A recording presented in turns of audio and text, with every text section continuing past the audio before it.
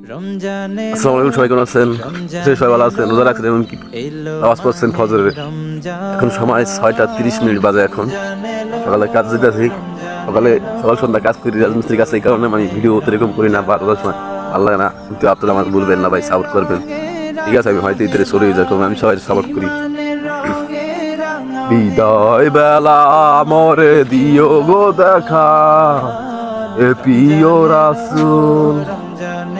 গজলটা থেকে আমরা অনেক কিছু খুঁজে পেলাম, কারণ আমরা মরার পর মানে বান্দার আসলে দেখা পাইলে ভালো কিছু কাজ করলে শান্তিতে থাকবো। যেমন আমরা দিন বেলা কষ্ট করে রোজা থাকার পর নিত্যটা হলে কত শান্তি পাই, এরকমই একই শান্তি পাই।